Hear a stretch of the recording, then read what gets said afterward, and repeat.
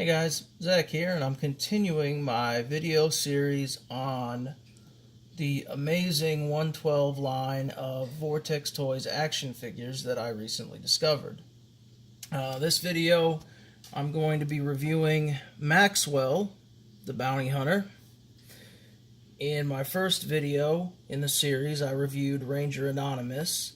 And in that video, I talked about how not only are the toys cool, but the boxes themselves are wicked cool. If you want to watch that video to find out about the boxes, watch it. I'm not really doing an unboxing video, not into those. So I'm just going to jump straight into the figure. This figure, much like Ranger Anonymous, comes with full cloth clothing. He's got a nice overcoat, a hoodie. He wears some cargo pants, and he has some combat boots. The stitching is amazing on these. I mean, there's no loose threads hardly at all. I didn't find any on this figure. It's very well made. It's nicely weathered. The detail is just incredible. I mean, the work that went into these figures is spectacular. I absolutely love them. As I said in my last video, and I'm going to say again, I think these are one of the best undiscovered gems in the toy world right now, and they're one of the most underrated and under-reviewed toy lines on YouTube right now, which is why I'm doing my video series on these, deviating from the Mezco 112. Now, Maxwell here comes with, which is what is pretty much standard now in every toy line,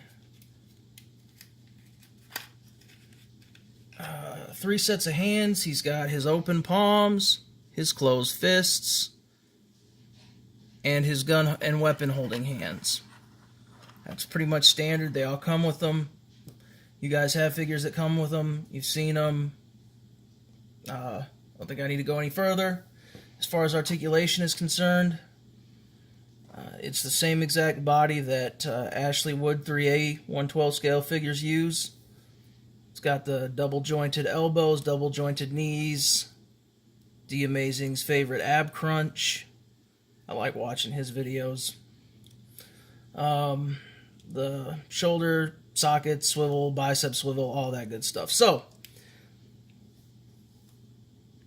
that's what the figure looks like without the clothing. The only difference is the way the heads go on. It still uses the same neck plug, whatever that is, that 3A uses, but the heads aren't completely attached, because in the case of Maxwell, he comes with an interchangeable head. And the clothing really doesn't hinder articulation much.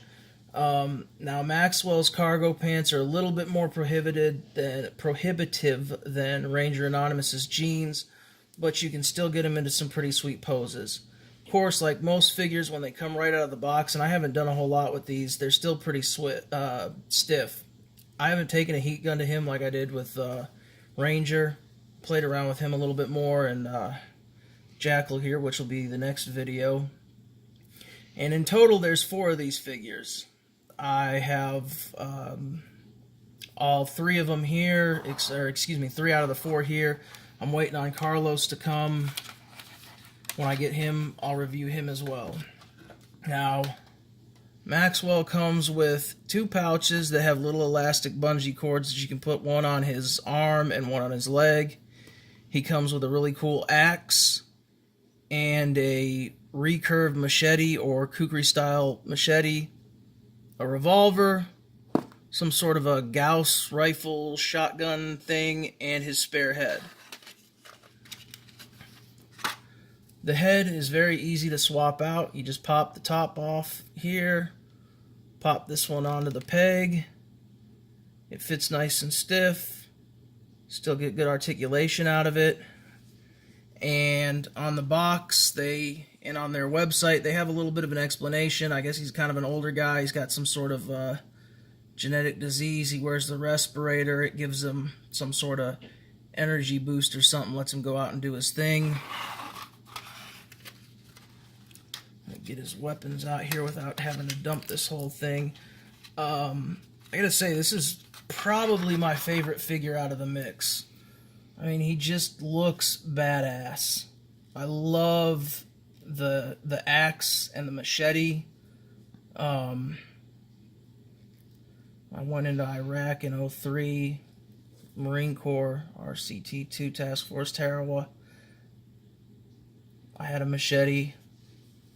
I wanted to carry a tomahawk with me, but I didn't get one in time. But, I mean, there's still viable combat tools if you find yourself in a bad spot in some close quarters combat. I love it. You can get some really good poses. And when you take the old man head off and you put his mask on with the hood up or down, he just looks pretty wicked. Either hand can hold the hatchet and the machete. It's just kind of a matter of preference. And he looks like he is ready to kick some butt. I think that is an amazing looking figure. On the gun side of things,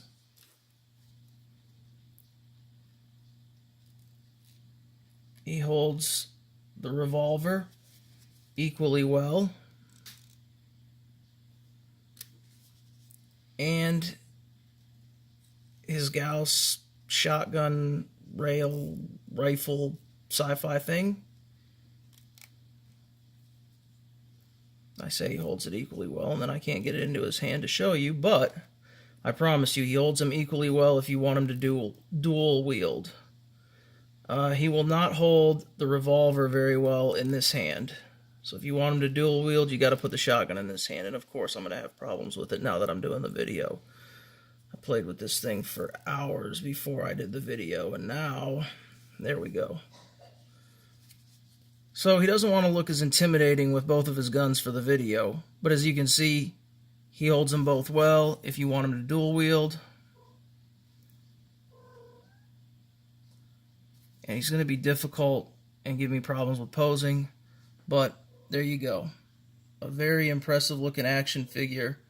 I just think he looks sharp, man. I just really like this whole line. And then, of course, he comes with the pouches, which I'm not really going to bother putting on. I mean, they're pouches, you guys know what they are, but they go on just fine. So, awesome accessories, incredible detail.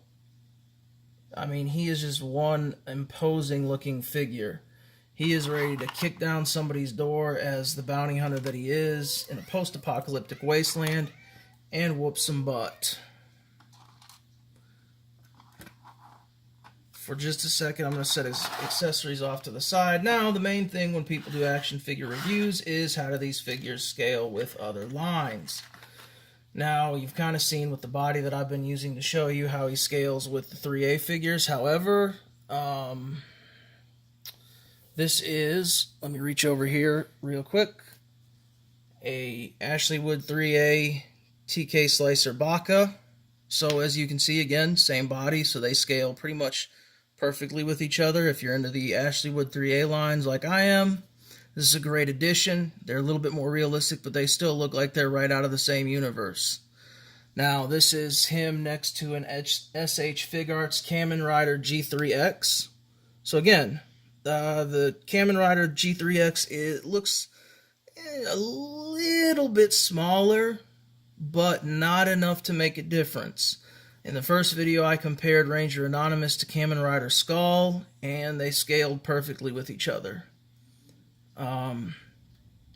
Now, since most of my videos are on the Mezco 112 line, here again is Mezco's Judge Dredd to do my size comparison. Now, as you can see, Judge Dredd's a little bit taller.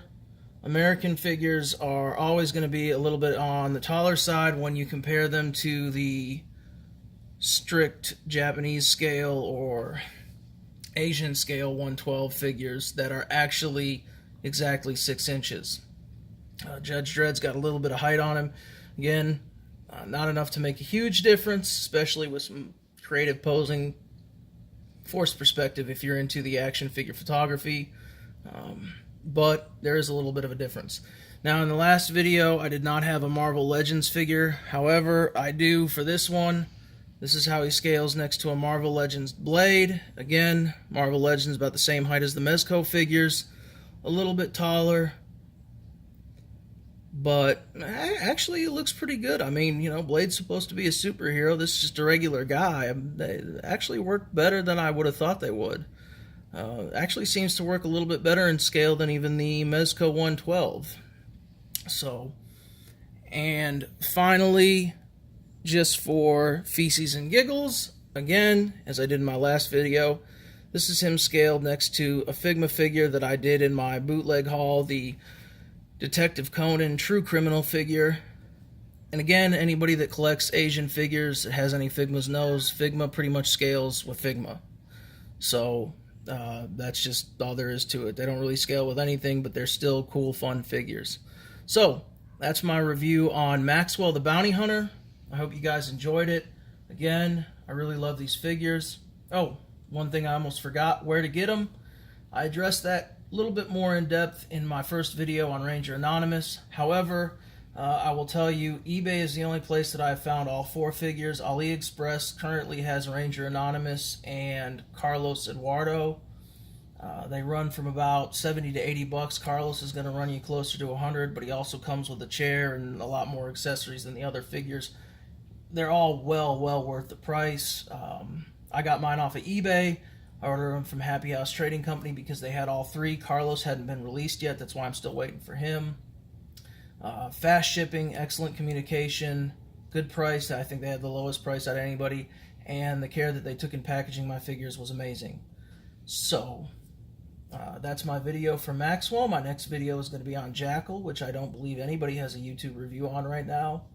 Again, I think you guys should go out and support this line, especially if you're a fan of any of the lines that I showcased here. Works really well with it.